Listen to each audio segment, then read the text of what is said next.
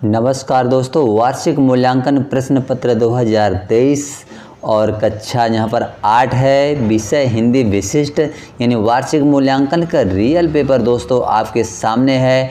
जहाँ पर परीक्षा की अवधि रहेगी 2.5 घंटे रहेगा और खंड आ है यानी रियल पेपर है। जैसा कि हमने अर्धवार्षिक में भी आपको रियल पेपर दिया था, सेम वही रियल पेपर आपको वार्षिक में भी दे रहे हैं। तो दोस्तों यहाँ पर देख सकते हैं, आपको अपना रोल नंबर लिखना है अंकों में, शब्दों में। यहाँ पर साला का नाम, डाइस कोड, परीक्षा केंद्र, परीक्षा का दिनांक लिखने के बाद थोड़ा सा और नीचे आते हैं और यहाँ शुरुआत करते हैं। प्रश्न क्रमांक 1 यहाँ दिया मूल्यांकनकर्ता के लिए उपयोग हेतु है, इसको नहीं।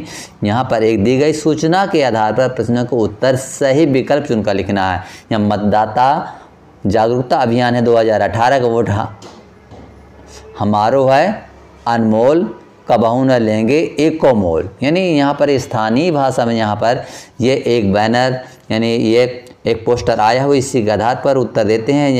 यह अभियान किस लिए है? तो देखिए 4 विकल्प दिए गए। मतदान की तारीख बताने के लिए, मतदाता के प्रति सजग बनाने के लिए है, लोगों को मतदान से रोकने के लिए है। तो यहाँ बी नंबर हो जाएगा, मतदान के प्रति सजग बनाने के लिए। दोस्तों 2 नंबर है, खेत खलियान और गांव से निकलकर मतदान करने के लिए किसे प्रेरित किया गया है? यानी 4 विकल्प दिए गए हैं, किसे प्रेरित किया गया? ग्रामीण लोगों को, किसानों को, मतदाताओं को, दुकानदार। तो यहाँ सी नंबर मतदाताओं को करना है। इसके बाद दोस्तों चलते हैं प्रश्न क्रमांक यहाँ पर 3 दिया है, जागरूकता अभियान के लिए स्थानीय भाषा का उपयोग क्यों किया जाता है? दोस्तों आप जानेंगे, क्योंकि यहाँ पर संदेश को अधिक से अधिक लोगों तक पहुँचाने के लिए। किस में करेंगे? आपको बी में दोस्तों यहाँ पर आपको टिक कर देना है, क्योंकि इसका यही उद्देश्य होता है कि संदेश को अधिक से अधिक लोगों तक पहुँचाने के लिए। प्रश्न क्रमांक 4 चलते हैं, लोकतंत्र की मजबूती के लिए क्या आवश्यक है? तो पैसा लेकर वोट दें, सभी मतदाता वोट डालें। तो यहाँ बी नंबर सही रहेगा, सभी मतदाता वोट डालें। प्रश्न क्रमांक 5 चलते हैं, यह सूचना किस लिए जारी की गई है?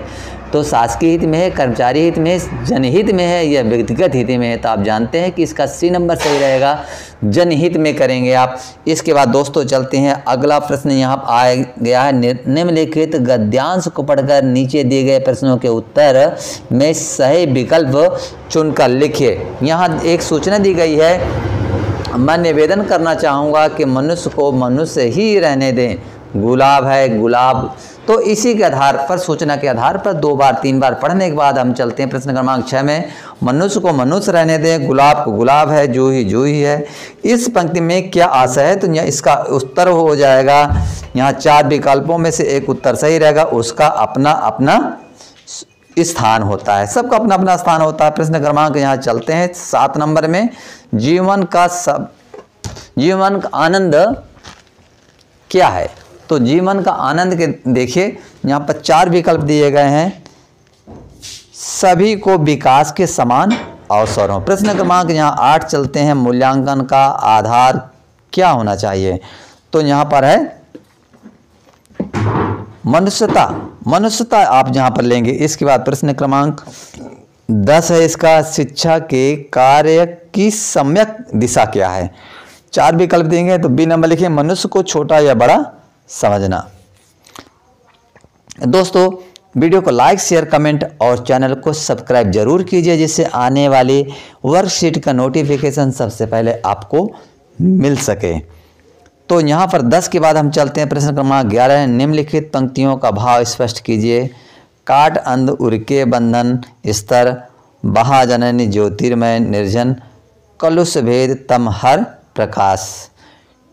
ठीक है, तो यहाँ इसका उत्तर हो जाए, कवि कहता है कि हे माँ वीणा वादिनी, आप मेरे हृदय के बंधनों काट दो, मेरे हृदय में ज्ञान का झरना बहा दो, मेरे हृदय के कलुषित भेदभाव और ज्ञान रूपी अंधकार को दूर कर दो, मेरे हृदय में प्रकाश भर दो। इसके बाद प्रश्न 12 है, जिस समाज में कला का स्थान नहीं है वह समाज कैसा हो जाता? प्रश्न क्रमांक 12 है, और तो दोस्तों हम इसका उत्तर यहाँ पर जानेंगे। देखिए यहाँ दिया है, संगीत ऋषि मुनियों और साधकों को हजारों वर्ष की तपस्या और परिश्रम का प्रतिफल है, इसलिए कहा जाता है कि जिस समाज में कला का स्थान नहीं होता है वह समाज भी प्राणहीन हो जाता है। प्रश्न क्रमांक 13 चलते हैं, ये भी 3 नंबर का है। तुलसीदास जी ने अपने पद जाऊं कहाँ, तो यहाँ पर देख सकते हैं 13 नंबर का उत्तर है। तुलसीदास जी ने अपने पद जाऊं कहाँ तज चरण तिहारे में वाल्मीकि, जटायु, मरीज, अहिल्या के उद्धार का उल्लेख किया है। प्रश्न क्रमांक 14 दोस्तों, आर्यभट्ट ने पृथ्वी के बारे में किन मान्यताओं के खंडन करने का साहस किया है? तो उस जमाने में लोग यह समझते थे कि हमारी पृथ्वी आकाश में स्थिर थी। आर्यभट्ट ने सबसे पहले इस मान्यता का खंडन करते हुए बताया कि पृथ्वी स्थिर नहीं है, वह अपनी धुरी पर चक्कर लगाती है। तो ये 3 अंक। इसके बाद 15 नंबर है, रस की परिभाषा देते हुए किन्हीं 4 रसों के नाम और उनके स्थायी भावों के नाम भी आपको दोस्तों लिखना है। तो चलिए हम यहाँ शुरुआत करेंगे। 4 तो यहाँ दिखाया गया है। श्रृंगार रस का होता है रति होता है, हास्य का हास होता है, करुण का शोक होता है, और वीर का स्थायी भाव उत्साह होता है, एवं अन्य सही नाम तो ये भी इस तरह करके 3 नंबर आपको यहाँ पर भी मिलेंगे। चलिए दोस्तों चलते हैं प्रश्न क्रमांक नेक्स्ट अर्थात 16 नंबर पर और जानते हैं 16 नंबर। तब तक दोस्तों वीडियो को जरूर लाइक करें। चैती चांद पर्व क्यों और कब मनाते हैं? तो यहाँ पर लिखेंगे आपको वर्कशीट में हम यहाँ पर बता रहे हैं। गुड़ी पाड़ा को चैती चांद पर्व के रूप में भगवान झूलेलाल की जयंती मनाई जाती है। भगवान झूलेलाल सांप्रदायिक सद्भाव और एकता के प्रतीक हैं। प्रश्न क्रमांक 17 है दोस्तों, सेना शब्द में कौन सा प्रत्यय शब्दांश लगाकर सैनिक शब्द बनाया जा सकता है? वह प्रत्यय शब्दांश लिखकर करना है। तो देखिए सेना शब्द में इक प्रत्यय लगाकर सैनिक बनाया जाता है। जैसे धर्म धन इक धार्मिक होता है, नीति धन इक नैतिक होता है, भूगोल धन इक भौगोलिक होता है, इस तरह। प्रश्न क्रमांक 18 दोस्तों, आपको कोई पक्षी सबसे अच्छा क्यों लगता है? उस पक्षी के बारे में आपको लिखना है। तो देखिए हम बता रहे हैं मुझे तोता अच्छा लगता है, क्योंकि तोता एक सामाजिक, तोते को संगीत बहुत पसंद है। तोता एक ऐसा पक्षी जो भोजन को अपने पैरों से पकड़कर इंसानों की तरह खाता है।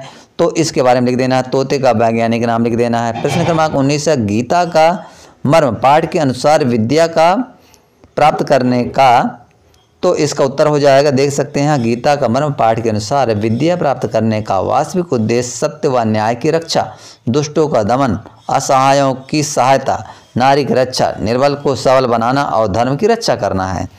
प्रश्न क्रमांक 20 चलते हैं दोस्तों। यहाँ दिया है, डॉक्टर हरि सिंह गौर का मानना था कि शिक्षा और विकास से वंचित इस धारा के साथ साथ देश के सभी, तो यहाँ पर ये था डॉक्टर हरि सिंह ने सागर विश्वविद्यालय की स्थापना क्यों की? तो इसके बाद चलते हैं यहाँ पर 21 नंबर है, डॉक्टर चंद्रा की माँ श्रीमती सुब्रमण्यम के व्यक्तित्व के बारे में अपने शब्दों में लिखना है दोस्तों।